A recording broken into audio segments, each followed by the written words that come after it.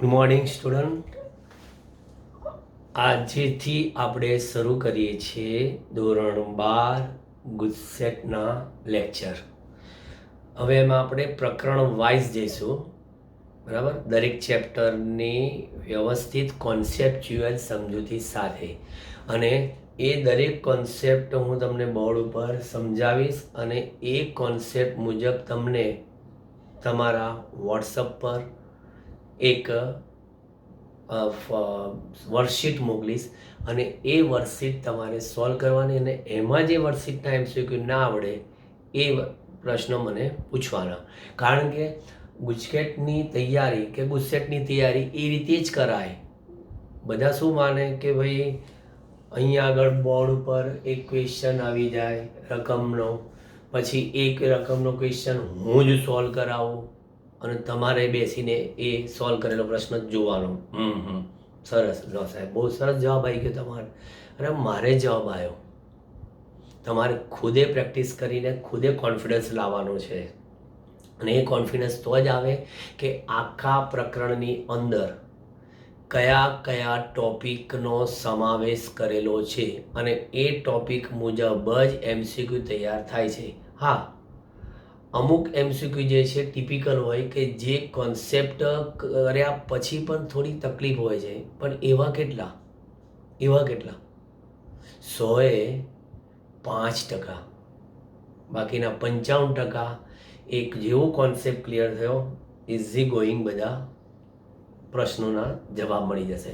હા, એટલે આપણે સૌથી પહેલાં શરૂઆત કરીએ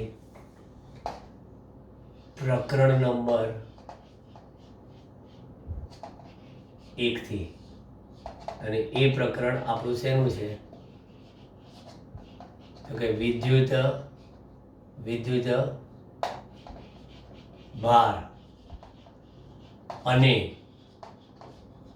ક્ષેત્રો.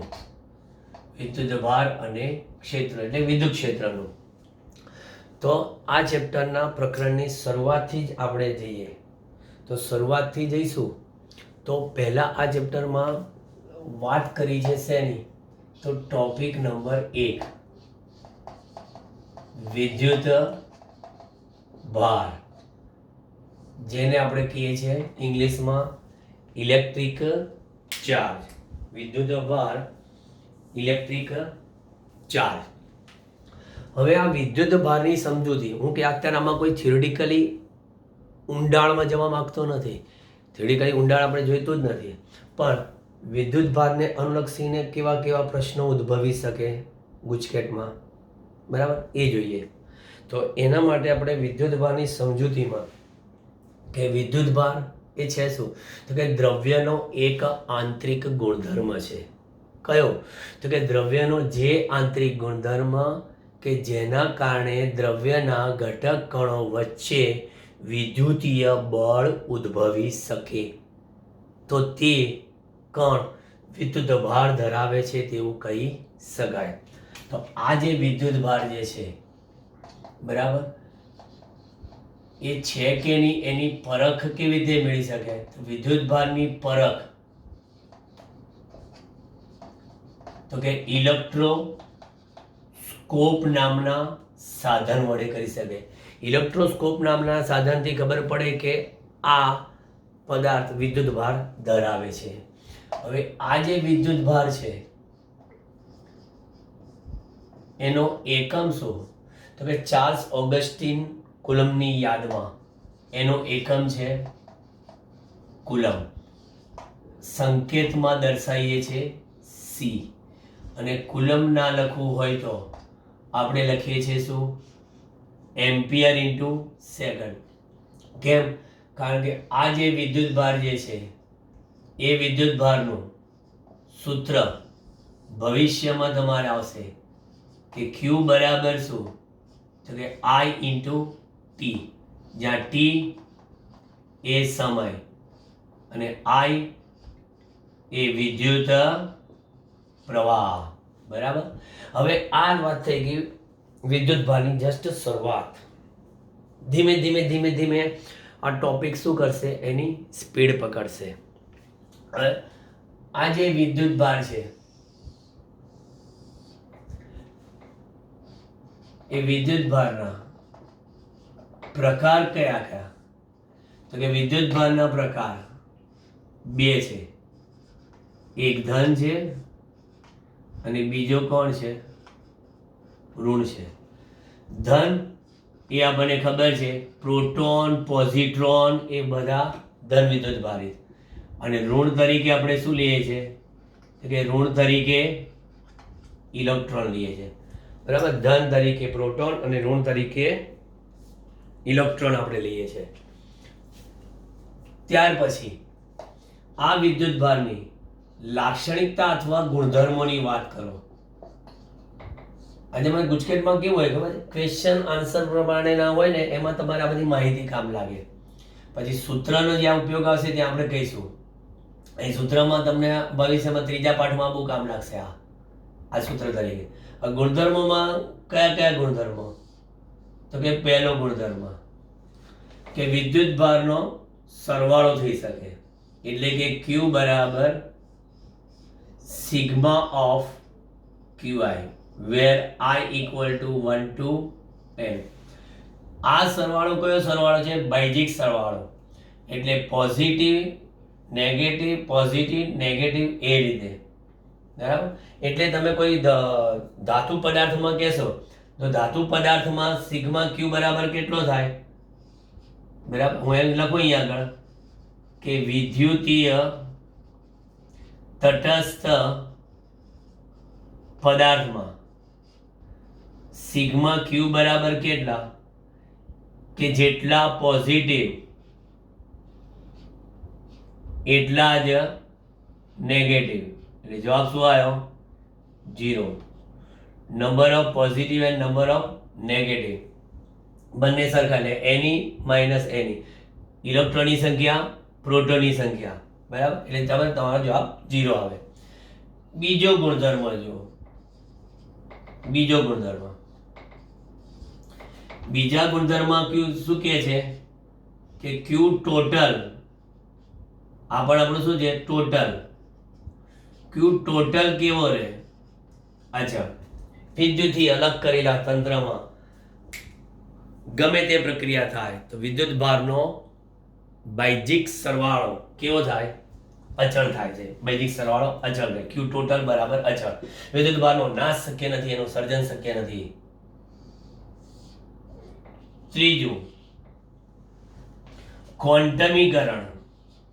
Q બરાબર કેટલા? એની. આને આપણે શું કહીએ છીએ? વિદ્યુત ભારના સંરક્ષણનો નિયમ કહીએ છીએ, વિદ્યુત ભારના. અને આને કહીએ છીએ વિદ્યુત ભારનું ક્વોન્ટમીકરણ કહેવાય. ક્વોન્ટમીકરણમાં n બરાબર કેટલા? પૂર્ણાંક સંખ્યા, એટલે +or-1, +or-2, +or-3. અને એની કિંમત કેટલી? 1.6 into 10⁻⁻19 કુલામ. ચલો, મને આ વસ્તુ ક્લિયર થઈ ગઈ. 1.6 ગુણ્યા 10⁻⁻19 કુલમ. હવે 1.6 ગુણ્યા 10⁻⁻19 કુલમ તમે લખ્યું તો કોઈ પૂછે, અહીં એક વસ્તુ યાદ રાખવા જેવી કે 1 કુલમ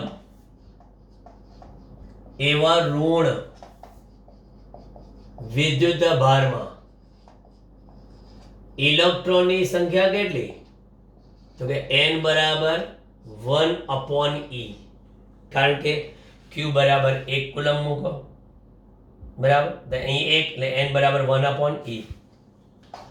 1/e એટલે 1/1.6 ગુણ્યા 10⁻⁻19.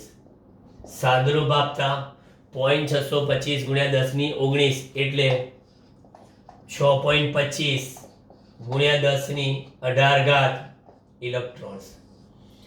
યાદ રાખીએ છીએ આપણે કે ઇલેક્ટ્રોન માટે આ કિંમત માઇનસ લખીએ છીએ, તો અહીંયા ઋણ વિદ્યુત ભાર માટે માઇનસ લખવાના. એટલે સંખ્યા તો આપણી કેવી આવવાની? પોઝિટિવ, બરાબર. એટલે 1.6 × 10−19 મેં કિંમત મૂકી દીધી, મને મળ્યા. હવે નેનો કુલમમાં કેટલા, માઇક્રો કુલમમાં કેટલા, પીકો કુલમમાં કેટલા, એ બધા માટે તમારે પાછું આ યાદ રાખવાનું છે કે 1 નેનો કુલમ, 1 માઇક્રો કુલમ, 1 મિલી કુલમ, નેનો કુલમ -9, માઇક્રો -6, મિલી -3. બરાબર. આ ગુજકેટમાં પ્રશ્ન પૂછાય ગયેલો, એક નેનો કુલમમાં ઇલેક્ટ્રોનની સંખ્યા કેટલી? તો અહીંયા આગળ 6.25 ગુણ્યા 10⁸ માંથી 9 એટલે 9 ઇલેક્ટ્રોન્સ. અહીંયા 6.25 ગુણ્યા 10⁸ માંથી 6 એટલે 12 ઇલેક્ટ્રોન્સ. અહીંયા 6.25 ગુણ્યા 10⁸ માંથી 3 એટલે 15 ઇલેક્ટ્રોન્સ. એટલે આ બધી સંખ્યાકીય બાબતો છે તમારે યાદ રાખવી જ રહી. આ બધી મિલી કુલમના, માઇક્રો કુલમના, નેનો કુલમના ઇલેક્ટ્રોનની સંખ્યામાં મેઇન તો આ જ વસ્તુ યાદ રાખી. ચલો, એટલે આ આપણે વાત કરી દીધી આપણે શેની? વિદ્યુત ભારની સામાન્ય માહિતી. હવે વિદ્યુત ભારનું પ્રેરણ, વિદ્યુત ભારનું પ્રેરણ સમજાવો તમને. વિદ્યુત ભારનું પ્રેરણ, વિદ્યુત ભારનું પ્રેરણ કેટલી રીતે શક્ય છે? એટલે કે આપણે વિદ્યુત ભારની માહિતી મેળવી દીધી, તો હવે વિદ્યુત ભારનું પ્રેરણ કરી લઈએ. તો વિદ્યુત ભારનું પ્રેરણ 3 રીતે થાય. એક તો ઘર્ષણથી પ્રેરણ થાય, બીજું ભૌતિક સંપર્કથી પ્રેરણ થાય, અને ત્રીજું સંપર્ક વિના પ્રેરણ થાય. એટલે હું અહીંયા આગળ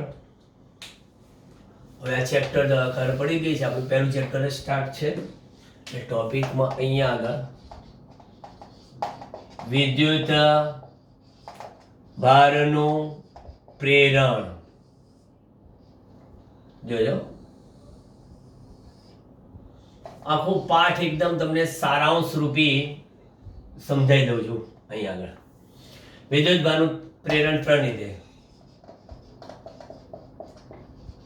ઘર્ષણથી,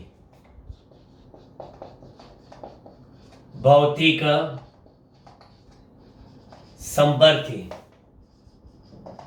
અને આ સંપર્ક વિના. આ એટલું બધું આપણે MCQ માં ઇમ્પોર્ટન્ટ નથી જેટલું આ બે ઇમ્પોર્ટન્ટ છે. ઘર્ષણથી પ્રેરણ, ભૌતિક સંપર્કથી અને સંપર્ક વિના. ઘર્ષણથી શું હોય? સુવાહક પદાર્થ સાથે અવાહક પદાર્થને ઘસતા. સુવાહક પદાર્થ સાથે અવાહક પદાર્થને તમે ઘસો એટલે કયા? તો કે છે કે પ્લાસ્ટિકને ફર સાથે, કાચના સળિયાને રેશમના કાપડ સાથે. એટલે સુવાહક પદાર્થ સાથે અવાહક પદાર્થને ઘસતા હંમેશા ઇલેક્ટ્રોન્સ સુવાહક પરથી અવાહક પર શું થાય? જમા થાય. અને તેટલો જ ધન વિદ્યુત ભાર ક્યાં? સુવાહક પર ખુલ્લો થાય. તેટલો જ ધન વિદ્યુત ભાર સુવાહક પર ખુલ્લો થાય. એટલે ઇલેક્ટ્રોન ઓલવેઝ સ્થળાંતર થાય. અવાહક પર સ્થાનાંતરિત ઇલેક્ટ્રોન્સની સંખ્યા જો n હોય ને, n આવું જો તમને આપું છું એક સંખ્યા, અવાહક પર સ્થાનાંતરિત ઇલેક્ટ્રોનની સંખ્યા n હોય તો સ્થાનાંતરિત ઇલેક્ટ્રોન્સનું કુલ દર me કેટલું? n × ne.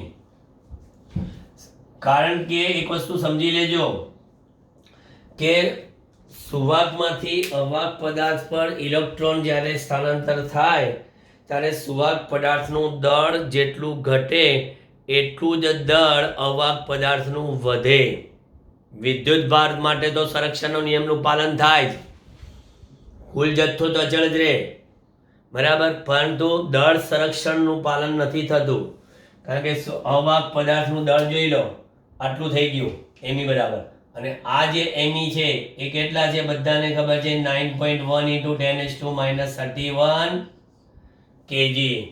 ને તમારે એવું કોઈ દાખલો બનાવીને આપે પૂછગેટમાં કે મેં કોરા વાળમાં પ્લાસ્ટિકના કાંસકાથી માથું ઓળાયું, તો આવા સંજોગોમાં બન્યું શું, તો કે છે કે પ્લાસ્ટિકના કાંસકામાં વાળમાંથી ઇલેક્ટ્રોન દૂર થઈને જમા થયા, તો વાળમાં એટલા ધન વીજભાર ખુલ્લા થયા. અનુભવ કર્યો હશે કે હવે એ જ કાંસકો વાળની નજીક લઈ જઈએ તો વાળ ખજૂરની જેમ ઊભા થાય છે, કારણ કે એટ્રેક્શન. તો જે ઇલેક્ટ્રોન કાંસકા પર જમા થયા, એ જમા થયેલા ઇલેક્ટ્રોનનું દળ શોધવાનો કોઈ દાખલો હોય તો એમાં તમને એ લોકો સૌથી પહેલાં તો શું આપે કે કાંસકા પર જમા થયેલ ઋણ વિદ્યુત ભાર આપે. હવે કાંસકા પર જમા થયેલ ઋણ વિદ્યુત ભાર આપે તો ક્યુની કિંમત આપી માઇનસમાં, બરાબર, એની પરથી કાંસકા પર જમા થયેલા ઇલેક્ટ્રોનની સંખ્યા શોધી કાઢી. હવે એ ઇલેક્ટ્રોનની સંખ્યા જે આવી એને એમી વડે ગુણી નાખીને કાંસકા પર કેટલા ઇલેક્ટ્રોનનો જથ્થો જમા થયો એ આપણને મળી જાય, બરાબર. એટલે આ આપણી સમજૂતી થઈ આખી. ઘર્ષણથી જ્યારે પ્રેરણ થાય ત્યારે આ મુદ્દો ખાસ યાદ રાખીએ છીએ કે ઓલવેઝ સ્થાનાંતર કોણ પામે, ઇલેક્ટ્રોન સ્થાનાંતર પામે, ધન સ્થાનાંતર પામતો નથી, એ ખુલ્લો થાય છે. હવે અહીંયા આગળ ભૌતિક સંપર્ક, આ એક બહુ મસ્ત ટોપિક છે. ભૌતિક સંપર્કમાં મારી પાસે આવા બે, ખાસ યાદ રાખો, સમાંગી ગોળા લેવામાં આવે. કન્ડિશન પહેલી, સમાંગી ગોળા લેવામાં આવે. આની પર વિદ્યુત ભાર પ્લસ ઓર માઇનસ ગમે તે હોઈ શકે, Q1. આની પર વિદ્યુત ભાર પ્લસ ઓર માઇનસ Q1 હોઈ શકે. આ મારી પાસે બે વિદ્યુત ભાર છે, sorry, plus or minus Q1 ને પ્લસ ઓર માઇનસ Q2. જુદા આવી શકે, સરખા આવી શકે, જે બી. હવે મેં આ બંનેનો આ શું કરાયો, ભૌતિક સંપર્ક. આ ભૌતિક સંપર્ક અડાડીને કરો કાં તો સુવાહક તાર જોડીને કરો. ભૌતિક સંપર્ક આ રીતે કરો, અથવા તો કોઈ પૂછે આ રીતે કરો. આ શું છે, સુવાહક તાર. આ એ જ આપણા plus or minus Q1 plus or minus Q2, plus or minus Q1 plus or minus Q2. હવે આ બંને ભેગા થઈ ગયા એટલે આમની પરનો કુલ વિદ્યુત ભાર આ બંનેના સરવાળા જેટલો, આનો વિદ્યુત ભાર પણ બંનેના બૈજિક સરવાળા જેટલો, બૈજિક સરવાળો. હવે એમને છૂટા પાડતા શું થશે, તો જેવા એ લોકો છૂટા પડશે આ રીતના, તો આની પર અને આની પર, આ બે ઉપર કેટલો વિદ્યુત ભાર થશે, બંને પર સરખો એટલે કેવો, plus or minus Q1 plus or minus Q2, એ તો ખરો જ, પ્લસ ભાગ્યા 2. નિશાની જે બી હોય કિંમતની એ પ્રમાણે તમે લેજો, બરાબર. એટલે બંને પર કેવો, સમાન પ્રકારનો અને સમાન મૂલ્યનો વિદ્યુત ભાર પ્રેરિત થાય. આ થઈ ગઈ વાત સંપર્કથી પ્રેરણની. સંપર્કથી પ્રેરણ કરો તો આ રીતના તમને મળે, ભૌતિક સંપર્કથી. સમાંગી ગોળા ઇઝ કન્ડિશન, અમારી કન્ડિશન એ સમાંગી હોવા જોઈએ, બરાબર. હવે તમે કોઈ બી તમને ઉદાહરણ તમને આપી શકો કે એ ધારો કે 8 માઇક્રોકુલમ અને આ ધારો કે 2 માઇક્રોકુલમ, બંને પોઝિટિવ, તો 8 અને 2 10 થયા. 10 થયા એટલે છૂટા પડ્યા 5 માઇક્રોકુલમ થઈ ગયા. માની લો કે અહીંયા આગળ 10 માઇક્રોકુલમ અને અહીંયા આગળ -12 માઇક્રોકુલમ. 10 અને -12, તો 10 અને -12, તો 10 અને -12, તો અહીંયા +10 અને અહીંયા -12, એટલે કેટલા થયા?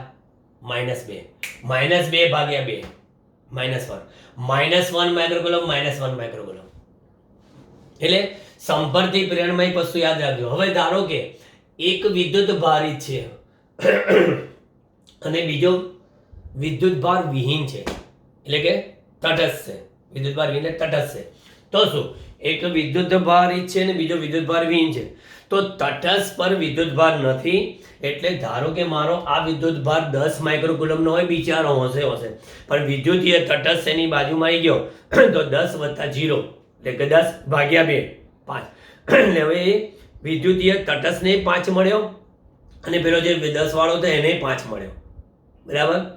અડધો અડધો બંને વચ્ચે વેચાઈ ગયો. એટલે વિદ્યુત ભાર વિહીન હોય ને તો એને 0 માઇક્રોકુલમ ગણીને ચાલુ. સંપર્ક વિનામાં તો કોઈ બહુ જાજી ચર્ચા નથી. આ રીતના આપણે લેવામાં આવે એક વિદ્યુતીય તટસ્થ એવો ગોળો, એટલે કે નંબર ઓફ પોઝિટિવ અને નંબર ઓફ નેગેટિવ કેવા? સરખા. એટલે વિદ્યુતીય તટસ્થ ગોળો લીધો. હવે આ વિદ્યુત તટસ્થ ગોળાની નજીક આ રીતના એક શું લઈ આવ્યો? ઋણ વિદ્યુત ભારિત ઘર્ષણથી પ્રેરિત કરેલ ઋણ વિદ્યુત ભારિત પ્લાસ્ટિકનો સળિયો લઈ આવ્યો. જેવો પ્લાસ્ટિકનો સળિયો લઈ આવ્યો એટલે અહીંયા આગળ આ એક જ આકૃતિ બધું સમજાવો. અહીંના ઇલેક્ટ્રોન અપાકર્ષાઈને દૂર થઈ ગયા અને અહીંયા આગળ એટલા ધન ખુલ્લા થઈ ગયા. પછી શું કર્યું? મેં અહીંયા આગળ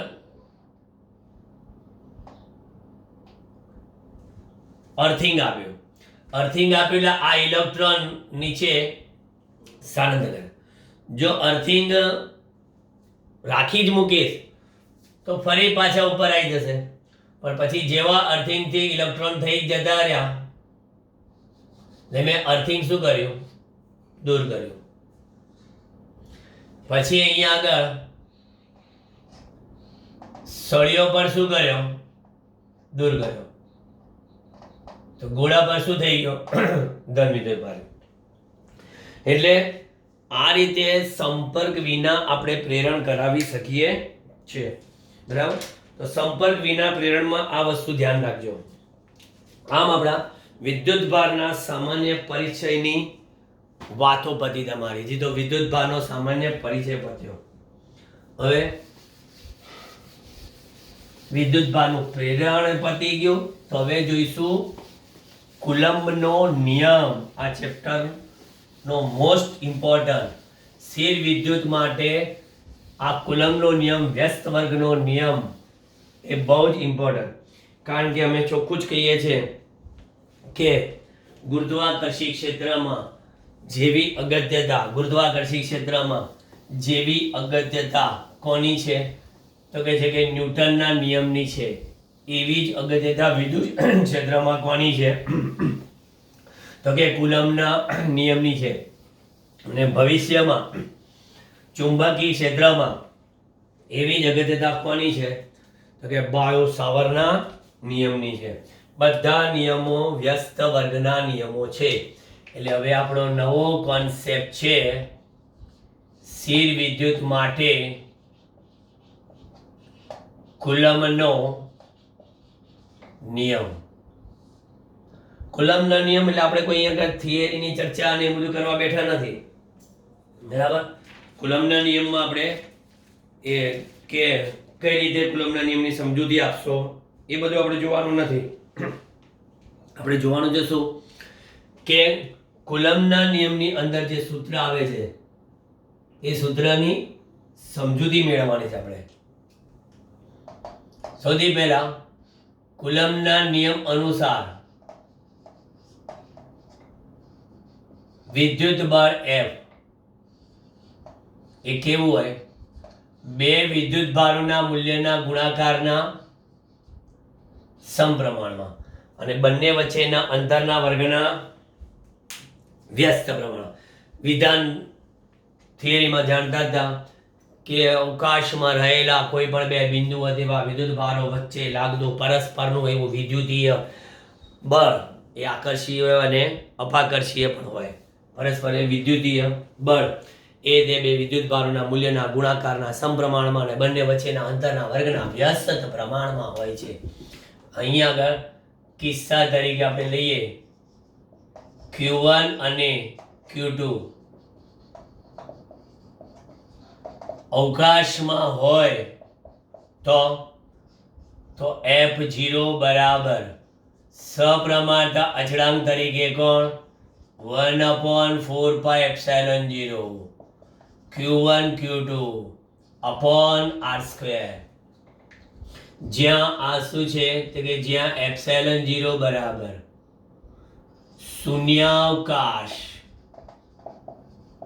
શૂન્યાવકાશનો પરા વૈદ્યુતાંક, ઇંગ્લિશમાં કહેવાય શૂન્યાવકાશની પરમિટિવિટી મૂલ્ય એનું કેટલું 8.85 ગુણ્યા 10⁻12.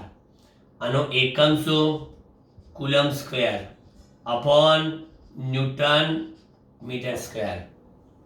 આ એનો એકમ. ગુજકેટમાં ખાસ કરીને પૂછાય છે પારિમાણિક સૂત્ર. તો પારિમાણિક સૂત્રમાં તમને આનું ડેવલપમેન્ટ કરીએ. આ કુલમ સ્ક્વેર છે upon newton into metre square. તો કુલમ સ્ક્વેર એટલે આપણે લખીએ Q2. ન્યૂટન એટલે કિલોગ્રામ મીટર પ્રતિ સેકન્ડ સ્ક્વેર અને મીટર એટલે L2. સાદુરૂપ આપણે આપીએ તો શું થશે m નીચે છે એટલે m-1, L1 L2 L3 એટલે ઉપર જશે L-3, T-2 ઉપર જશે T2 અને Q2. આમ લખાય. અથવા ઘણા લોકો શું કહે છે કે કુલમ એટલે તમે બોલ્યા હતા એમ્પિયર ઇન્ટુ સેકન્ડ. તો એમ્પિયર ઇન્ટુ સેકન્ડ બોલો છો તો m-1 L-3. હવે એમ્પિયર ઇન્ટુ સેકન્ડ એટલે 1 સેકન્ડ એ એડ થયા અને એમ્પિયર સ્ક્વેર થયા. એટલે આ એનું પારિમાણિક સૂત્ર થઈ ગયું. બીજું આપણે લગભગ આ 4π અવયવ લખવાની કડાકૂટમાંથી બચવા માટે આપણે લખીએ છીએ આની બરાબર k. અને k ની કિંમત કેટલી 9 × 10⁹. આપણે એસઆઈ એકમ લઈએ પણ એ એકમ આનાથી ઊંધો ન્યૂટન મીટર સ્ક્વેર પ્રતિ કુલમ સ્ક્વેર. આ એનું મૂલ્ય. એટલે ટૂંકમાં અવકાશમાં તમારે જવાબ શું આવે છે તો કે અવકાશમાં જવાબ આવે છે F0 બરાબર k × Q1 Q2 upon r². ચલો હવે કોઈ પૂછે કે Q1 અને Q2 શેમાં હોય કોઈ માધ્યમમાં હોય. માધ્યમ એટલે કાં તો આપણે આ Q1 Q2 ને કેરોસીનમાં રાખીએ કાં તો કોઈ પાણીમાં નાખી દઈએ કેરોસીન પાણી તો શું થાય તો ભાઈ વિદ્યુત બળમાં ફરક પડી જાય. તો પછી ઇન મીડિયમ FM 1/4πε. અને અત્યારે યાદ રાખો કે મેં અત્યારે વિદ્યુત ભારના મૂલ્યો અને એમની વચ્ચેના અંતરમાં કોઈ પણ પ્રકારના ફેરફારો ધ્યાનમાં નથી લીધા. બરાબર એના જ રાખ્યા છે. પરંતુ એપ્સિલોન અને એપ્સિલોન0 નો ગુણોત્તર એટલે એપ્સિલોન r કહેવાય અને એને હું લખું છું કેપિટલ K. જ્યાં એપ્સિલોન r એટલે માધ્યમનો સાપેક્ષ પરાવૈદ્યુતાંક રિલેટિવ પરમિટિવિટી અને આ શું માધ્યમનો ડાઈ ઇલેક્ટ્રિક અચળાંક, જે તમને કહી દઉં કે કેરોસીન અને પાણી માટે કે એપ્રોક્સી કેટલા છે 2 અને આ 81 છે. તો પછી આપણે યાદ રાખીએ કે એપ્સિલોન બરાબર શું લખો એપ્સિલોન 0 કે. તો મધ્યમમાં FM બરાબર 1/4 પાઈ એપ્સિલોન 0 કે, અને અહીંયા આગળ Q1 Q2 upon R square. પણ જો કેપિટલ સ્મોલમાં ધ્યાન રાખજો 1/4 પાઈ એપ્સિલોન 0 એટલે સ્મોલ કે, કેપિટલ કે. Q1 Q2 upon R square. હવે આ જે તમે માધ્યમમાં લાયા અને પેલું અવકાશમાં આવ્યું, તો માધ્યમ ને અવકાશ વચ્ચેનો સંબંધ તૈયાર થઈ ગયો. કયો? કે જે કે માધ્યમમાં FM બરાબર શું લખાય અવકાશમાં જે છે એના ભાગ્યા કે.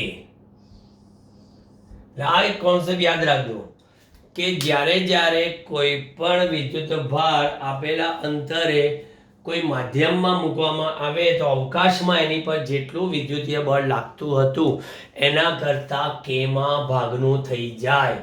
બરાબર. હવે આ પરિસ્થિતિમાં તમે જોઈ શકો છો કે બળ ઘટી જાય છે, વિદ્યુતીય બળ.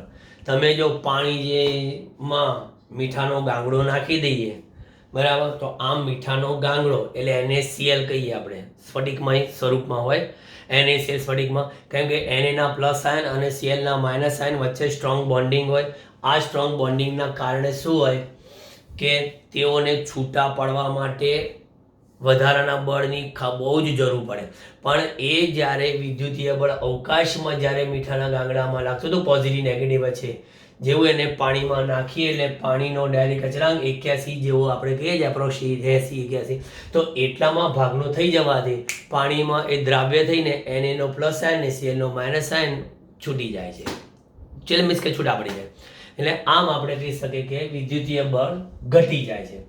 અને ટૂંકમાં તમે જો કે કોન્સેપ્ટ ક્લિયર હોય પછી આ લોકો ગુજકેટમાં શું કહે કે અવકાશમાં બે વિદ્યુત ભારો વચ્ચે આલ્ફા જેટલું બળ લાગે છે. હવે એમને કે ડાયલેક્ટ્રિક અચળાંક ધરાવતા માધ્યમમાં મૂકવામાં આવે તો તેમની વચ્ચે લાગતું બળ કેટલું? વિકલ્પ લખ્યો હોય આલ્ફા બાય કે, સાચો છે. બીજો લખ્યો હોય આલ્ફા ઇન્ટુ કેપિટલ કે. ત્રીજો લખ્યો હોય આલ્ફા સ્ક્વેર કે. ચોથો લખ્યો હોય કે ભાગ્યા આલ્ફા. હવે આ MCQ સોલ્વ કરવા કરતા કોન્સેપ્ટ ક્લિયર હોય સટ ક્લિયર થઈ જાય. એટલે બહુ ઇઝી વસ્તુ છે. તમે કોઈ પણ ચેપ્ટરને સમજવાની કોશિશ કરો, એના સૂત્રોને, એના નિયમોને, એના અર્થ શું કહેવા માંગે છે, તો હું નથી માનતો કે MCQમાં તકલીફ પડે. બાકી તો તમે માનતા હો કે JEE અને નીટની વાત કરો છો બધા, બરાબર, બધા કે JEE નીટમાં હું 5000 MCQ સોલ્વ કરાવું છું. તો ભાઈ 5000 MCQ સોલ્વ કરાવો છો, પણ એ એક્ઝામમાં 5000 ને એકમાં પૂછાય છે, રિપીટ નથી થતો. પણ જો વિદ્યાર્થી ટેલેન્ટેડ હોય, સબ્જેક્ટના દરેક સૂત્રને, દરેક થિયરીને, દરેક નિયમને ધ્યાનપૂર્વક જો સમજ્યો હોય તો હું નથી માનતો કે તે વિદ્યાર્થી હેરાન થાય. એટલે બધું વિદ્યાર્થીના હાથમાં છે. અમારા હાથમાં માત્ર સબ્જેક્ટને ભણાવવાનું, એના કોન્સેપ્ટ આપવાનું છે. બાકી MCQમાં તમારે કઈ જગ્યાએ કઈ સૂત્ર વાપરવાનું એ તમે બધું મગજમાં એકવાર સ્ટોર કર્યું હોય તો જ એ બહાર આવશે. પછી આ કશું નાખ્યું જ ના હોય પછી ક્યાંથી બહાર આવે? અમારે સૌરાષ્ટ્રમાં કહેવાય છે કહેવત કે કૂવામાં હોય તો હવાડામાં આવે, કૂવામાં નાખ્યું જ ના હોય તો હવાડામાં ક્યાંથી આવે? બરાબર. એટલે હું ટીકા નથી કરતો, જસ્ટ કહું છું કે સમજવું પડે. ચાલો, હવે હું શું કહેવા માંગુ છું તમને કહું કે જુદી જુદી પરિસ્થિતિ, આ મેં તમને લખ્યું FM બરાબર F0 ભાગ્યા કે. હવે Fm જે છે એ F0 ભાગ્યા કે કીધું તો Q1 Q2 બદલીએ તો Fm ભાગ્યા F0. અહીં Fm ભાગ્યા F0 બરાબર 1/k થયું અને અહીંયા આગળ કન્ડિશન કઈ Q1 Q2 અને R કેવા રાખ્યા અચળ. Q1 Q2 dash Q1 Q2. હવે મેં વિદ્યુત ભાર બદલ્યા પણ માધ્યમ એનું એ જ રાખ્યું બરાબર. એટલે માધ્યમમાં જોયું સોરી અને અહીંયા આગળ અચળ શું રાખ્યું અહીંયા R અચળ રાખ્યું એટલે કેન્સલ થઈ ગયા. ત્યાર પછી ફરી બીજું જો Fm upon F0 બરાબર R' square upon R square. અહીં શું અચળ રાખ્યું Q1 Q2 અચળ રાખ્યું જોઈ લો છો તમે સમજો કે Q1 ડેશ ને Q2 ડેશ એટલે માધ્યમમાં વિદ્યુત ભારોના મૂલ્યો બદલ્યા મેં અહીંયા આગળ બરાબર માધ્યમમાં મૂલ્યો બદલ્યા. અહીંયા આગળ આપણે શું કર્યું માધ્યમમાં વિદ્યુત ભારના અંતર બદલ્યા અને પછી છેલ્લા કેસમાં Fm upon F0 બરાબર Q1 ડેશ Q2 ડેશ અને અહીંયા આગળ Q1 Q2 અહીંયા આગળ R' સ્ક્વેર અહીંયા આગળ R સ્ક્વેર. અહીં શું બદલ્યું અહીંયા Q1 એ બદલ્યા R' એ બદલ્યા બરાબર. ચલો એટલે અહીંયા આગળ બંને કિંમતો બદલી. આ મેં તમને જે સૂત્ર આપ્યા ને એ સિર્ફ કહેવા માંગે છે તમે સમજો કે બે વિદ્યુત ભારો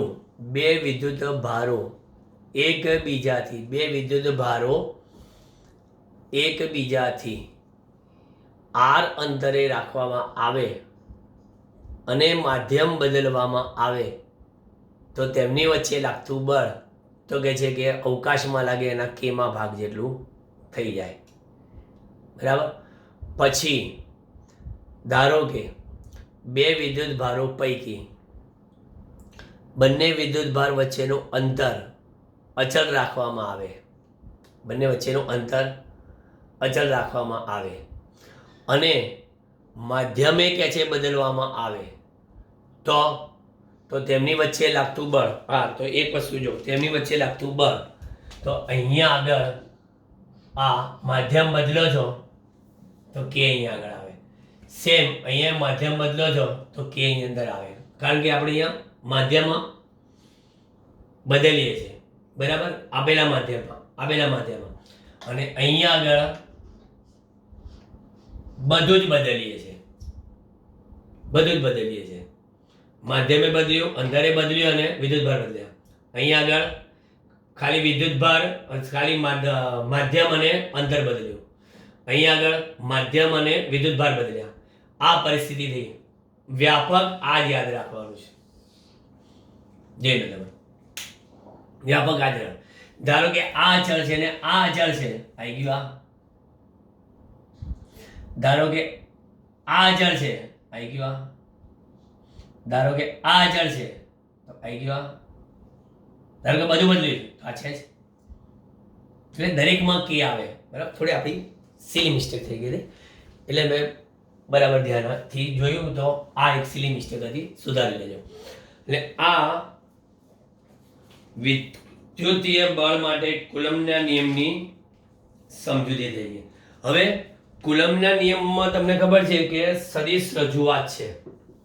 કુલમ્બના નિયમમાં સદિશ રજૂઆત તો એ સદિશ રજૂઆત કેવી રીતે આપવી આ તો કુલમ્બના નિયમ પરનો કોઈ બી દાખલો હોય તો એમાં તમારે આ ઉપયોગ કરવાનો હોય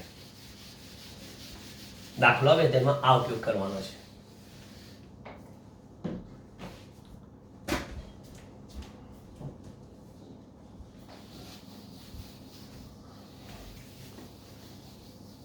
કુલમ્બનો નિયમ અને અહીં આગળ સદિશ સમજૂતી, કોઈ થિયરી નથી. સદિશ સમજૂતીમાં આપણને ખબર છે કે કોઈ એક વિદ્યુત ભાર પર બીજા વડે લાગતું વિદ્યુતીય બળ F12 સદિશ બરાબર, આપણે અવકાશની જ વાત કરીએ છીએ એટલે 1/4πε0. વિદ્યુત ભાર એક છે Q1, બીજો છે Q2 અને અપોન મેગ્નિટ્યુડ ઓફ કોણ, જેની પર બળ લાગે એનો સદિશ પહેલા, જેના પર બળ લાગે એનો સદિશ પછી. આ રીતના લખાય. આ 1 2 1 - 2 અને એનો ક્યુબ, અને લખાશે R1 - R2. ખાસ જોજો અહીંયા આગળ Q1 અને Q2 કેવા હોય? સજાતીય વિદ્યુત ભારો. આ કન્ડિશન. વિજાતીય હોય તો એક પ્લસ ને એક માઇનસ હોય તો અહીં માઇનસ નિશાની આવી જાય.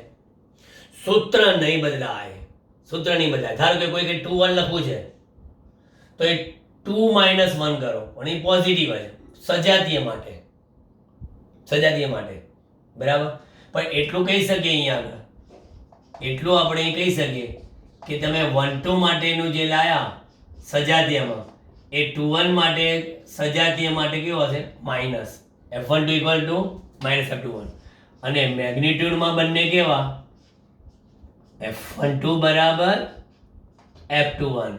તો પછી 1 2 અને F21 નો ગુણોત્તર કેવો મળે? 1. એટલે ઘણી જગ્યાએ આ ગુજકેટમાં પૂછાયેલો હતો પ્રશ્ન કે 8 માઇક્રોકુલમ અને 2 માઇક્રોકુલમમાં લાગતું 8 માઇક્રોકુલમ વડે 2 માઇક્રોકુલમ પર લાગતું વિદ્યુતીય બળ જો F હોય તો 2 માઇક્રોકુલમ વડે 8 માઇક્રોકુલમ પર લાગતું બળ કેટલું થાય? F જ થાય. કારણ કે બંને એકબીજા પર બળ કેવું લગાડે? એક સરખું જ લગાડે. એક બીજા પર, બીજે પહેલા પર. પરસ્પરનું બળ સરખું જ હોય એટલે ગુણોત્તર ઓલવેઝ કેવો આવે? એક જ આવે.